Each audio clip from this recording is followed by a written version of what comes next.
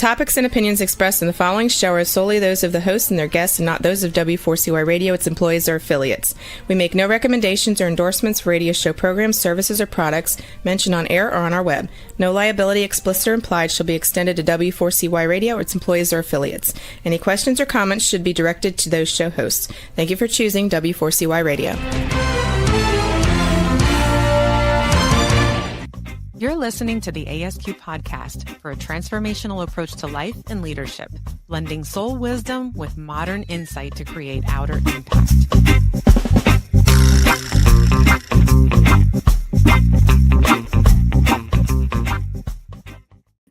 All right. Hey. We are live. We are live. Right. Well, welcome everyone to the first live episode of the ASQ Podcast. My name is Omar. I am your co-host, and you are? I am Jessie.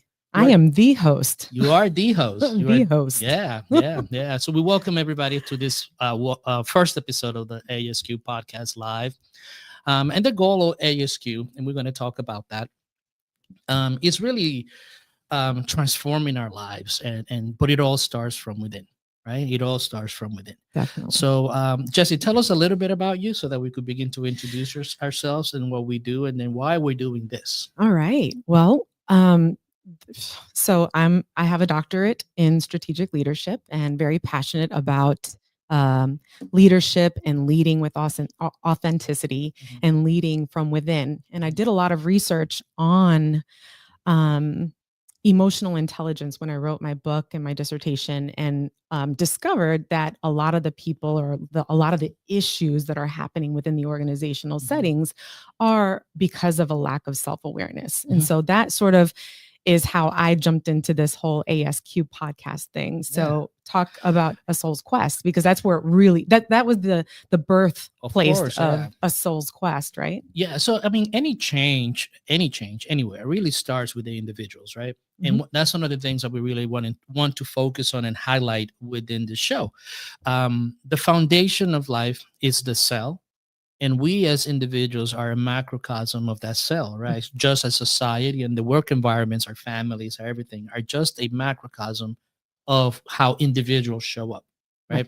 So that idea of being able to understand more about who you are and what you do and why you do what you do is the foundation of A Soul's Quest. And it really started as the premise of the heroic journey, right? How is it that our lives unfold within the here and now? Right.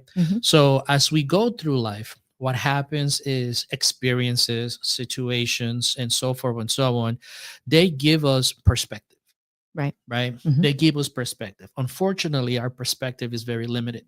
It's like right on our face. So we only see the results of our culture. We always see how we interact with one another. So one of the main things about growing as an individual is broadening your perspective. Right. Stepping back far enough. And we like to use as a way to illustrate it is like Carl Sagan's The Pale Blue Dot, right? Like looking at the world and look at our universe from a really, really broader perspective. And then as you begin to go from that far away and beginning to zoom in more and more and more, you begin to see the manifestation of unfoldment of like nature, how it unfolds in relation to you. So then that's the main thing, perspective, right? The second part is really experience, right? We learn by our experiences. And unfortunately, we put a lot of focus on the negative aspects of our experiences, right? But there's also a lot to learn from our experiences. Right. And as individuals, our experiences are a moment in time. Right. But those moments in time, they tend to dictate the totality of our lives. And what we want to understand is that when we go and start looking at our experiences, instead of asking the questions, why did this happen? Ask the question, what am I learning from this? How am I growing? Right. And consequently, once you start looking at life from that broader perspective and you start really deciphering the experiences and see what you could gain from it, you begin to create a philosophy, right? And philosophy really is an approach to life. You could have a nihilistic approach to life, which is what we see right now, right?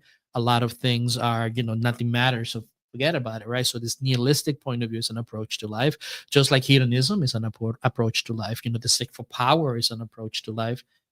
So all these things are approach to life all the way. I call it a spectrum of choice, right? The beauty about what we want to talk about, it's about you identifying your approach to life. Right. And how you're going to express your point of expression, Mhm. right? So From the individual from an individual perspective. point of view, Mhm. right? Because it all starts with the individual. It Everything. all starts with that. And as you continue to go through life, right, from a different approach, you constantly are applying these three principles, right? Perspective, experience, and philosophy, because that way you can navigate life. And what it does, it's not about arriving at a destination, Mhm. right? It's about being an active participant in evolution, Right. right? Mhm. To evolve as an individual, to evolve in, at the places that we show up at, Mhm. right? To be able to evolve all that. So, and that is the premise of what we do as a foundational of ASQ when it comes to the individual. Right. So let me ask you this: because I think what you did is you skipped over introducing yourself. Oh, did I? Yeah. Okay. You went right into the meat and what is it? Meat and potatoes, and you didn't even introduce yourself. Like, how did this come to be? And you know, knowing that I love what you just gave. Yeah. You know, as a foundation, right? But Yeah. who are you? Why did ASQ come up? How did this? How? Talk to me about that. What's that about? Well, that's an excellent question, right? Because the fundamental question that started personally into this quest, right, into this journey within, is who am I? Right. Right. So that was the question that you asked. That's the question that I had that put to you on answer. the journey. Yeah, yeah. So I mean, at a very early age, I was always an introvert, and I like to be alone. My mom was telling the story that when I was younger, I never really talked, but I knew, and I knew how to express myself. But so throughout life, I hit different thresholds. Right. Right. My first one started in my 20s, my early 20s, late teens, in which I had to question who I was in that point of view. What was I going to do? Right. Which is a common thing that people do, right? It is a very common thing, right? And unfortunately, at that time, a friend of mine at that time gave me the book, The Power of Myth, in that idea of understanding and looking at life. Joseph Campbell work on the hero's journey and going through life with that perspective of discovering and looking at things from yourself. And consequently, that helped me to find my career. And I did that for over 17 years, working with young people, working in mid-management and upper management to be able to create these things. And unfortunately, that part came to an end abruptly because things change. Right. And that's the part that we have to be able to normalize. Things do change. Right. Things do happen. And you have to be able to adjust. So for me personally, in my early 40s, there was this big chasm, this big thing that broke up. Consequently had to happen with COVID and all that stuff, which is really kind of like a punctuation mark in a lot of our lives, because it gave us the opportunity to reset. Right. And question what was really life about and where do I fit in? Right. So as a consequence of that, it led me to, for us to create this podcast, for us to create the coherence quest, right? The coherence process that we follow here, to be able to share people, to be able to empower people, to be able to give them the opportunity to say that it is okay to not have all the answers, that it is okay to question things, that it is okay to not know, right? So if I were to ask you the question of who am I, so I'm a person that likes to constantly learn. Right. I'm a lifelong learner. I'm a person that is curious about what my emotions tell me. You question that a lot. Oh yeah, I mean, I've questioned that and that. I think a lot of people do. They just don't think it's a normal thing to do. Yes, exactly. Which is what we're trying to do, is normalize those questions. Yeah, right. Because what happens is that, and I don't think it's ill intentioned, right? I think it just what happens is that as a society, right, and a society is an idea. It's not a fact. Right. It is our best attempt to make sense of life, right, and organize ourselves by it, right? Which is makes sense, right? But the moment that you start saying and become fixated on this approach is the only approach, that becomes problematic. Right. Because life is so diverse. And when we take life and set certain structures, but understand that those instructions need to evolve. Exactly. They need to change because we are not all the same. Right. So when we try to to pigeonhole. Box ourselves in. Well, in society does that, unfortunately, right? The successes are the ones that have a lot of the material wealth. The successes are the ones that we epitomize, right? But if you look at the people who are successful in our society, lawyers, doctors, engineers, and things like that, they play a specific and very important function, right, in our society. But that's just one aspect of life.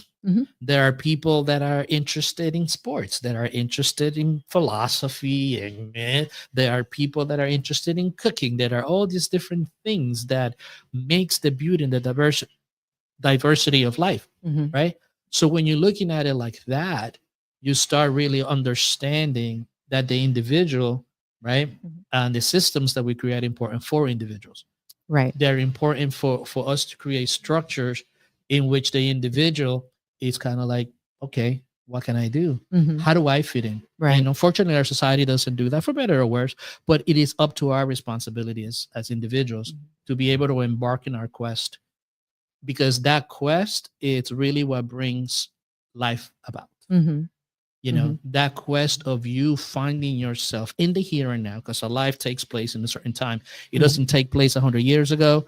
It doesn't take place 2,000 years ago. It takes place in the here and now. And during this time, it's when we have to find a place to contribute. Right. And that's kind of like been my idea, my journey. And thus, as a consequence of all that, Soul's Quest came about. Right. I love that. Let me ask you this really quick, just so that we can tie this up. What is it what is the service? What is it that we're doing with people? How are we getting them to acknowledge that this is a thing that happens to people, right? And then what's the next step in that? Sure. So for the individuals, right, it's understanding the coherence quest, right? First and foremost, like, you have to understand the answer, the question, who am I? Right. So you have to ask that question. You have to ask that question, right? And the answer to that question, a part of that answer, which in what we do, we really go into detail into it, right? It's number one, you are the seeker. You are the soul, right? So you have to understand that, right? And to take the time to explain what the soul is, right? It's the soul, we call it the soul's four aspects, right? The four dimensions of the soul in particular, right? And number one, it has to do with our desires and our appetites, right? And and this is equated in our modern science to our mammalian brains, right? How our you don't have to struggle to breathe. You don't have to think about your heart. You don't have to think about a lot of those bodily functions that are natural, right? But you also have urges, which are natural, right? The quest for power, the quest for belonging, the quest for status, the quest for, reproduction. Right. Like, all these things are important to understand and how they manifest. Now, as you go up and you start understanding more about the drives, and you start being able to understand the polarity of them. Not that it's good or bad, and not that you have to discard, but understand that they are polar in nature, right? And you have to be able to balance that. Then you understand your emotions much better. Right? And your emotions are your soul's GPS. They are the ones that I tell you, you're on the path, you're off the path, you're going through this, you're going through that. From there, we apply our mental capacity, our ability to logic, our ability to use the intellect, right? And once you understand those three basic components, then you have a broader perspective, right? Which is kind of like a universal perspective, more of an agape perspective, meaning that I see myself in everything. Right. And you begin to operate from that. Not that you're better, not that you're worse, but to understand that what you see around you, right, in totality of what the universe is, that you could see it in another person, even when they are not acting the right way, because you understand those desires are not equated. They're not going in the right direction. So once we understand that is a service that we provide to individuals, for them to be able to recognize these things, for them to be able to see within themselves how the universe manifests themselves, because we are a micro universe, and then from there begin to pick a target, set a goal, and work towards that goal based on understanding all these aspects of you. I love that. I think it's really important for us to understand our motivations and our intentions, because for me personally, a lot of things come from that place, right? From those motivations and from those intentions, right? And I think a lot of times we act as a result of those things. And if we don't understand them, then that's all we're doing is being reactive. Yep. Right? Yep. Okay. That's it. So we'll talk about more when we come back.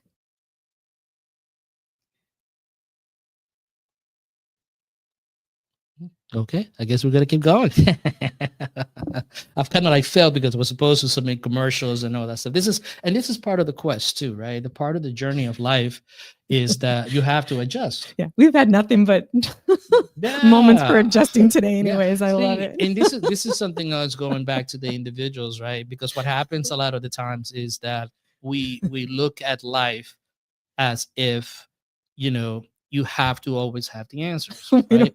And life throws curveballs at you, right? I mean, this is our first episode, right? And we had nothing but technical issues. We planned everything. Everything was great. Everything was good, and okay, it didn't work out. So this is actually a perfect example because people are so thrown off sometimes by the littlest things, right? Okay, a little bit of technical issues. Yeah. No big deal. A little bit of miscommunication. Okay, no big deal. Yeah. Life continues. Life continues. Yeah. And trying to, that's what I was telling you about the motivations and your intentions is understanding these things and not allowing, because what you hit on the core drives, right? So the core drive is a big deal for me because I just did this training the other day, right?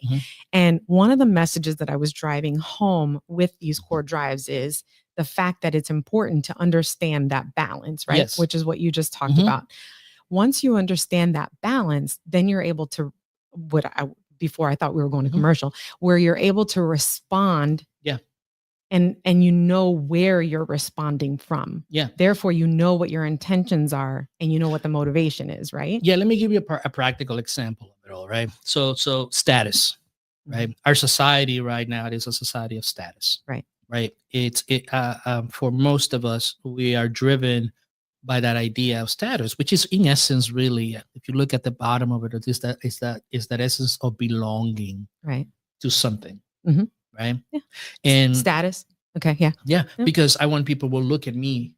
Right. Right. Look at me. I belong somewhere. I'm something. Yeah.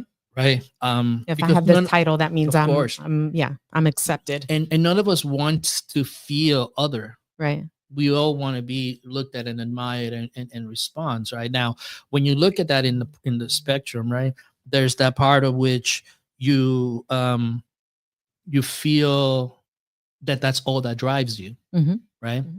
But then there's also that part and sometimes it's subconsciously. So you make decisions because you want to be liked. You make decisions because you want to stay there. This is why gangs are so important, because when you have people that feel other and they bring them in and they feel, now you feel that you belong to something. You have a status when you didn't have any, right?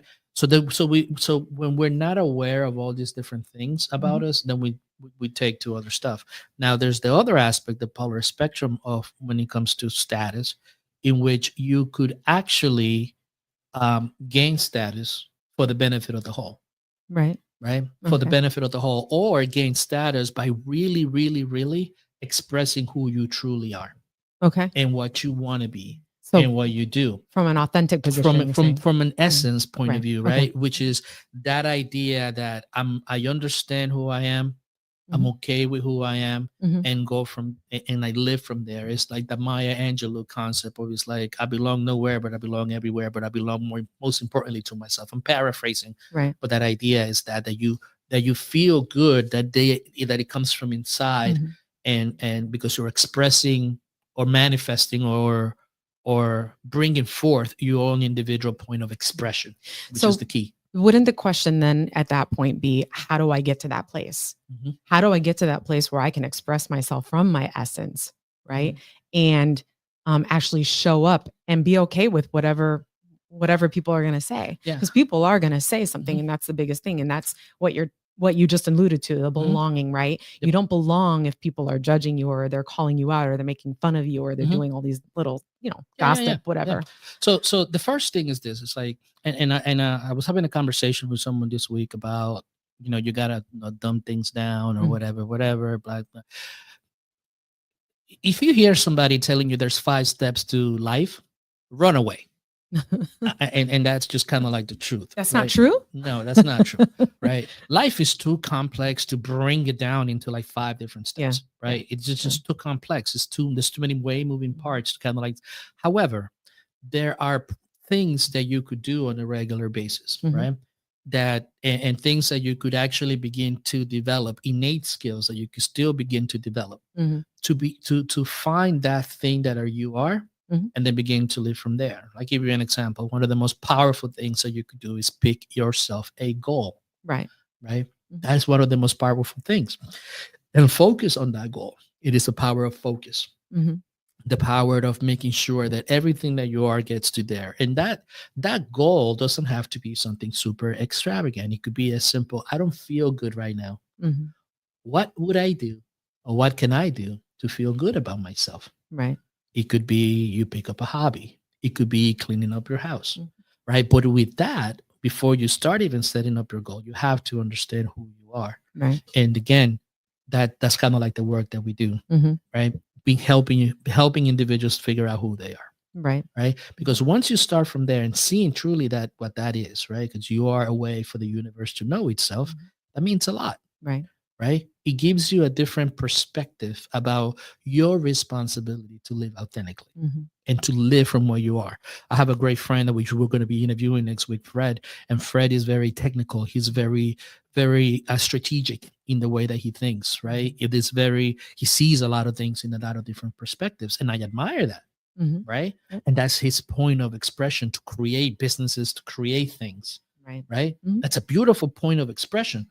My point of expression is different, not Right. better, not worse, just different. Right. I like talking about things like this. I like working with individuals so they could find like the aha moment inside of them, Mhm. right? Some people love to cook, Mhm. right? And they make their career being chefs and things like that. It's like understanding that you are, a beautiful point of expression of the universe, start there, and then set yourself a goal, and those are the things that we talk about.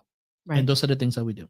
So now question, now that we segue from the individual into the collective, Right. leadership and culture, Right.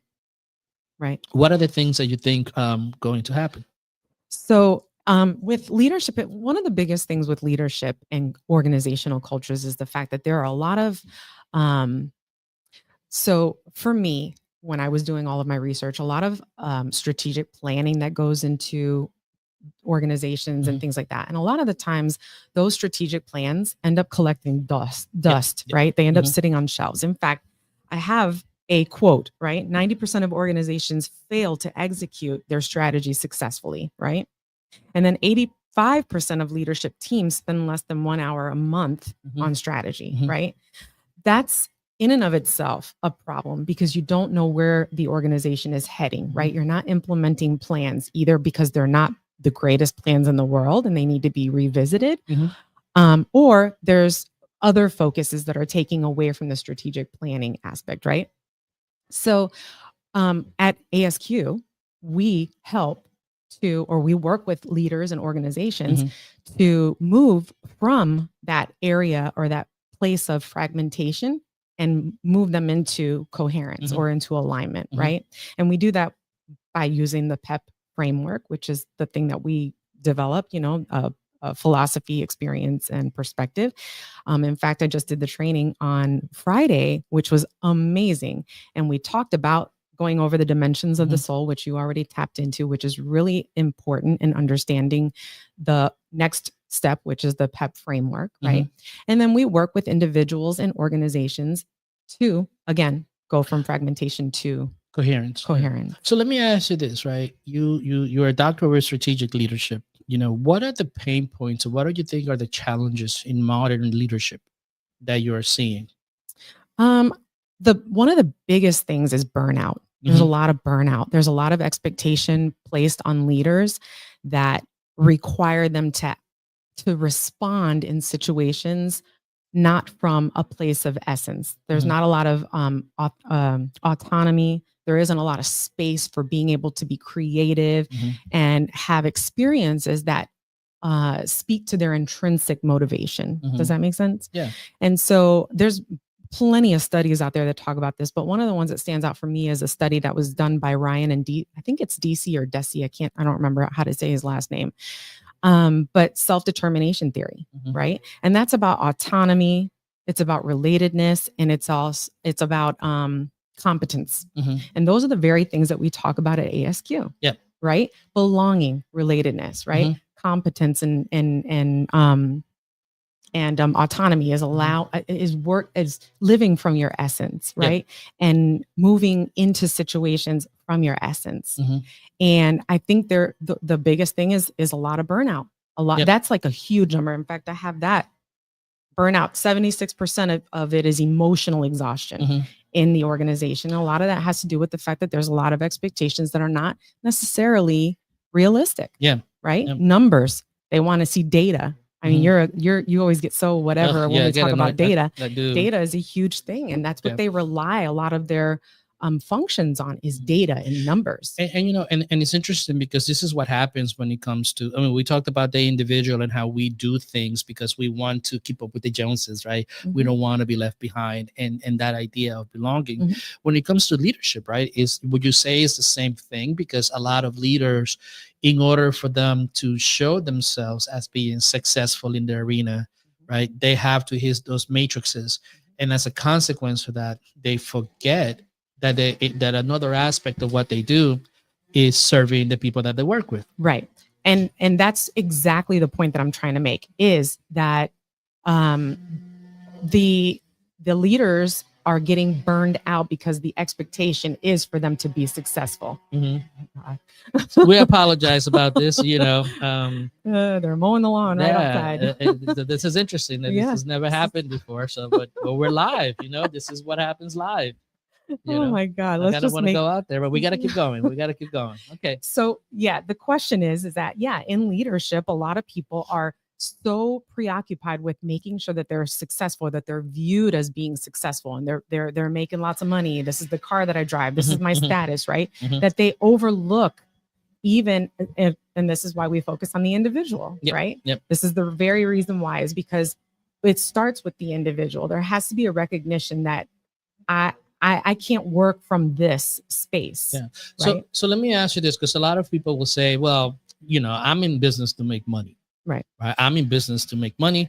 I'm in business because I need to eat. I need to do all this stuff. This is kind of like some of the things that they will say. What is the impact, right? And again, we're beginning to gain more perspective, right? What is the impact of of having a leader that doesn't understand who they are, that primarily focuses on these things, on the negative stuff? What is the consequence of that on culture? It's called a trickle down effect. Okay, talk to me about that. So the trickle down effect is essentially you're at the top, right? Yeah, you're at the top. What are you laughing about? No, it's sorry because I am laughing because everything, you know, like again, this is how life happens. You know, this is how life happens because you know, I'm getting texts, hey, the lawnmower is going on, you know, and I want to go outside and stop it, you know, but this is what happens. What happens in life is that you know, you say your plan. This is like Mike Tyson has his line, right? He says everybody has a plan until they get punched in the face, right? So right now we're getting punched in the face by the lawnmower, you know, so. And it's like persistent. It is persistent, you know, so, and then, I mean, we're in the middle of the recording. We got a few minutes left, and then I can't go out there and tell him, hey, my man, you know, kind of go away because I don't have anybody, you know. So it's an interesting thing. It's just like, if anybody is laughing with us, I really hope people are just laughing with us. And you know, what a way to start our show. That is the way that it just needs to be. But the truth is that this is life. You know, this is life. So what do you do with it? You just roll with it. Well, right now, instead it's like, why is this happening? You know, okay, this is what I'm thinking. Okay. This is what I'm thinking. This is good. Okay, this is good. Because again, you're looking at life, right? And this is what happens. It throws you punches and you got to go with it, right? So now I know, right, that more than likely their schedules is to do this on Mondays. Yes. Right? Now I understand that. So what I'm going to do is I'm going to put some signs outside. I'm going to go ahead and talk to them. I'm like, hey, listen, on Mondays, I'm recording something in here. So would you please like leave us for last? Right? Leave us for last. Because, you know, I can't happen and I can't put, you know, I mean, I could only put so much. If anybody is watching, my whole face is red. Listen, I'm getting text right now. He's like, for instance, I can't hear you. Yeah, I can't hear you. I can't hear the lawnmower. So anyways, They can or they can't. Oh, he said they can't, but we so still, stop going. We can hear the lawnmower. It's like lawnmower. Super like distracting, right? Yeah. So again, sometimes this happens, and I kind of like it too, because one of the things that you see in overproduced shows and overproduced stuff is like there's this thing of just constantly just reading the teleprompter. Right. You're reading the teleprompter, you're giving all these points and you're giving all this superstructure stuff.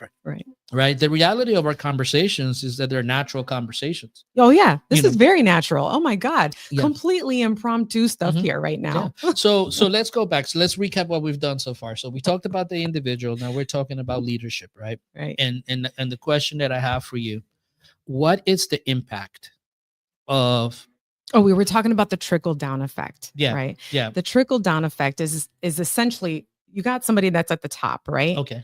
And when somebody's at the top, people revere that individual. They look to that individual for answers, for direction, for communication, for a lot of things, right? Yep.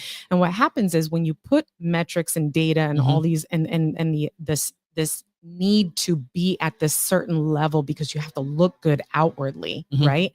What happens is that you sacrifice yourself, right? Your essence, you sacrifice that 100%. And then you're acting and you're leading in a way that is fragmented, which is what we talked about before. Yep. So, and then that leads to burnout. That leads to not taking care of yourself. It just leads to so many different things that. And it's interesting too, because there's then a culture is created as a result and the of culture that is too. Created about that, right? A culture of burnout, a culture of anxiety, a culture of non-communicating. There's a lot of things that come from that. So there's a book that is and I talk about this book because I think it's powerful when it comes to both leadership and culture, right? Is the man that broke capitalism, and it's about Jack Welch, right? And Jack Welch has this philosophy that a business doesn't have a social responsibility, right? That the goal of a business is just to maximize profit so that all the investors and that to make sure that the investors are getting them the money that they're getting, right? And that brings a very challenging thing to kind of like come about, because when do you begin to see yourself apart from the total community? Right. And when you begin to see that, you see what you see right now. You see the fragmentation of people. You see a society in which people can't afford just a basic living standard, right? So there's all these little things that are part of us really understanding our drives, right? When you look at it from that point of view, because if you have a drive that and you begin to understand your coherence, knowing that you also have a responsibility for the whole, because you are part of the whole, it changes your perspective. How do you approach situations? And I'm not saying that data is bad in and of itself, but it's how we approach that data. Right. It's how we look at that data. Right. No, data is important. I mean, I definitely don't mean to like trash data. I think data is definitely, we work with data, right? With what we do. And I think that is important. I think what happens though, is that, like you said, when we're strictly focused on numbers, which is what you see happening a lot of the time in education, right? If X amount of students don't pass this test, then we've failed. So then why are this many students failing the test, right? What are we not doing as a result to prepare these students for these exams, right? And they don't realize, a lot of times in education, you find students sitting at desks and they're being forced to respond. They're being and if they're doodling or whatever, I actually encountered somebody who had this issue where her son was a doodler, right? And he got in trouble. He had detention as a result of that. And again, it's looking at, I remember I've been fortunate to work in a lot of different settings. Right. Education is one. And being in the education system, it's one of those settings that it was eye-opening for me, right? Because there is this is how status played out. A school district wants that status of an A. Oh, right?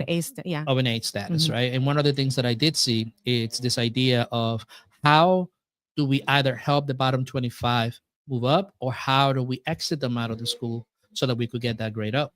Hmm. Right? Because these are strategies. Because again, the incentive is to get the A. Wait, Good. you were saying, say that one more time. So they were trying to see how to get the students out? Correct. Oh, Right. Alternative school or something different, because it won't count against their grade. okay. Right. So these are tactics in order to get that A, because the A does give you more funding. Yeah. The A does give you more status. Right. But as a consequence of that, right, if you think about what's happening, what will happen to 25% of the population when they're just cast aside? What kind of problems are going to arise from that? Right? What kind of problems a business is going to have, right? If you're not training or giving the resources to your employees, right?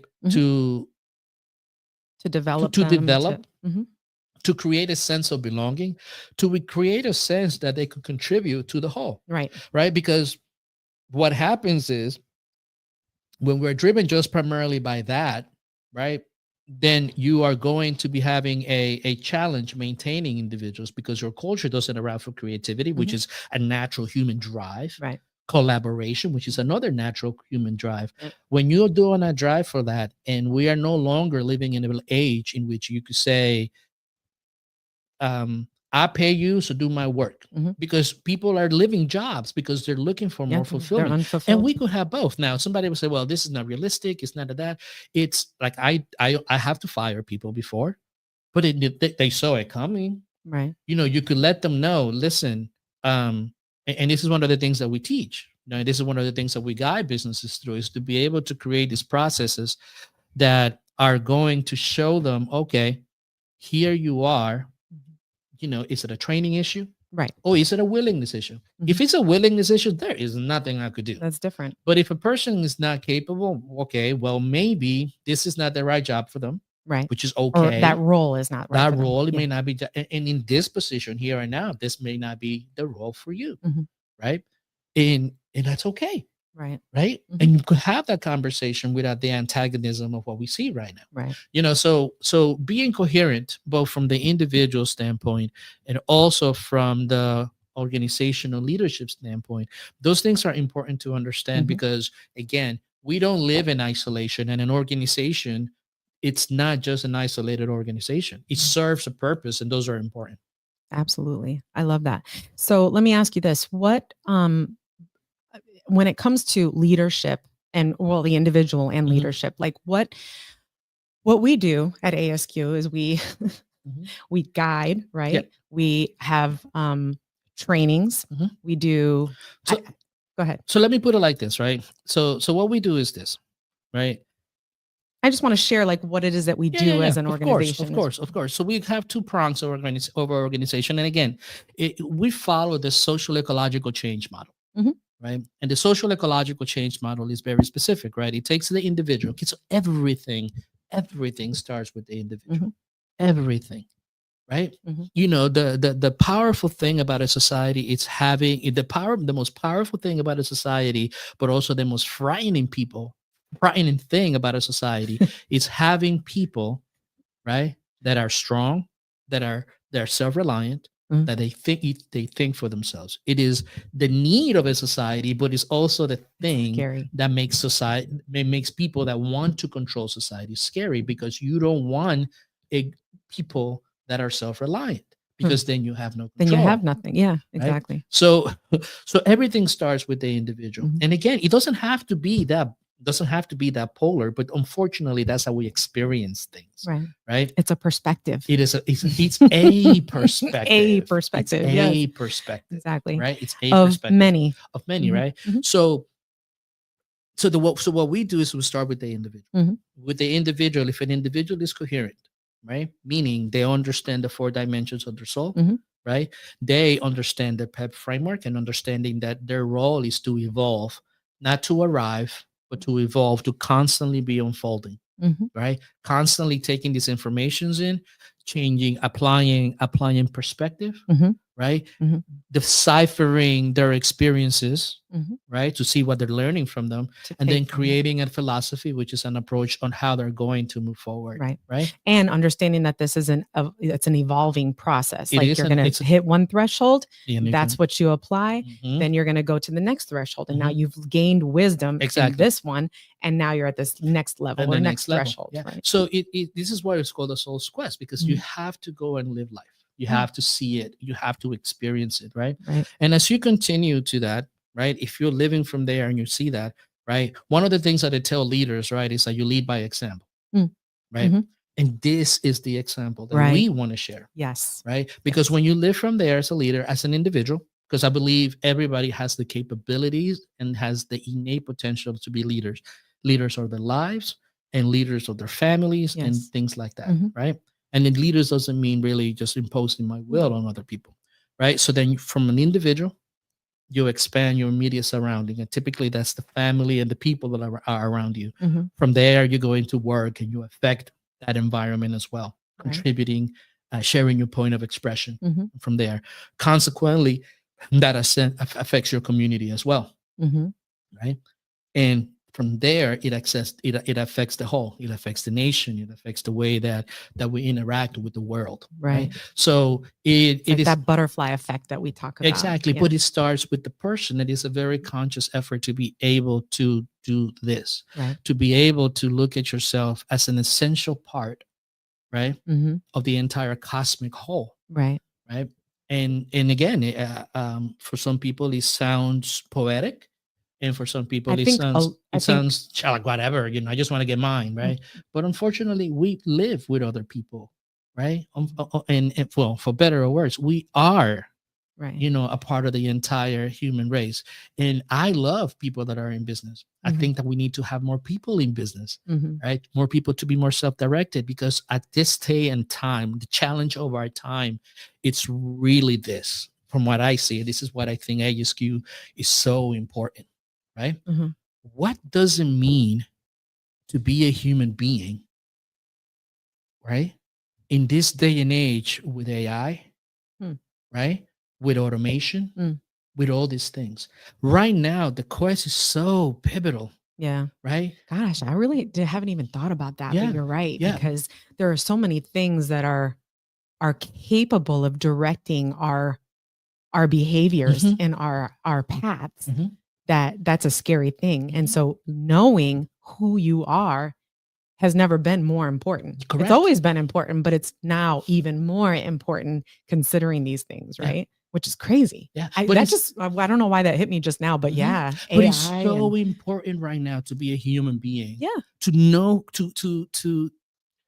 to go in your journey within, Mhm. right? Mhm. Yeah. Because the journey without, we have mastered we have mastered nature, we have mastered so many things. Mhm. We are creating an expansion of our knowledge, or collective knowledge, with AI, right? Right. We've done all these things. However, in the midst of all that, what does it mean to be human, Human. right? This is and I think I'm going to kind of start wrapping it up with this, right? In the Right. movie 2001 Space Odyssey, right? Mhm. If you think about that movie, the computer, it's more human than the humans themselves, Mm. right? Yeah. And that's the It's a great movie. challenge. That's the challenge of our time, Yeah. right? Are we going to become this robotic things, right? It's a simple inputs and outputs, Mhm. right? Yeah. And or are we going to go people be individuals that express beauty Mhm. in the things that we do, Right. in the here and now? Yeah. And beauty doesn't have to be just aesthetically pleasing things, art and stuff like that. It could be, in engineering, in the way that we build our homes, in the way that we It can be in it the could be. organization. And I It don't can know be what it is for a lot of people. I know what No. it is for me. My point Right. and your point of expression is this. Mhm. But this is the challenge of our time, right? Mhm. And this You is gotta do why what it's so Bob Marley important. says, right? Sorry, I always gotta bring a little levity Yeah, into what this. was going on? Go ahead. The resisting the system. What is the line? You're a Bob Mhm. Marley guy. Yeah, fighting against isms and schisms, That's it. singing. That's it. Yep. You just made me think of that. Yeah, Sorry. yeah. But that's the part, is that it's an assertion about being human, Mhm. right? There is so much to discover within us Yes. that is the next that's the next frontier. The next frontier is really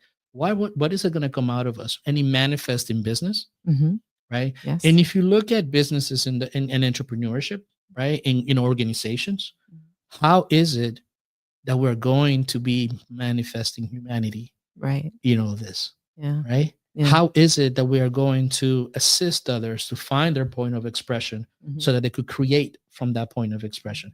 That, in a nutshell, it's the goal of ASQ. But it also requires that idea of, number one, thinking, setting a goal, creating structures. Either will be a strategic plan, either will be a personal plan. Yep. All that stuff, it's important to be able to express yourself. The right? tools. Yeah. And one of the things that I learned as a young man really was, number one, that idea of setting goals. Setting goals is important. Then I segued into more values. And then I segue into all these different things about being, goals, values, desires. Right. Right. So as I progressed and I gotten older, it's kind of like, all these things make sense. Right. And all of them are important. One of the things that I want to say too, because I feel a lot of the times that I got onto this bandwagon, like late. I always like to do that to myself. I don't like to do it, but I do this to myself where I say, I'm already in my 50s. So it's too late for me. It's too late. One of the things that's really important that I want to end with is that it's never too late to discover who you really are and how you contribute to the whole, right? And so I think that's really important. So if anybody wants to know anything more about us, they will go to the visitor website, asqempowerment.com. Also, stay tuned. We will be having the show every Monday. Most seamlessly, 12 o'clock live on all the platforms. So please join us and visit us on all our social media. Thank you so much for being here today. We really appreciate it. Yeah, for sure. This was fun. I feel like one thing that, what was I going to say? I was going to say it earlier. I lost my train of thought, but it's like ending. I feel like it was very natural. We're just being natural here. And this is what you get. You get authenticity from us. This is what we talk about. And this is what we're going to deliver. But I'm excited. We have a lot of really good episodes coming up. So I think that's really important to note. So yeah, I'm super thankful for the show and for all of you joining us here today. Yeah. All right. Well, again, visit us at asqempowerment.com. Hit us up in all our social media and stay tuned. Yeah, stay tuned for sure. Thank you for listening to the ASQ podcast. Remember to lead your life, shape your culture, begin within. Visit us at asqempowerment.com and join the movement.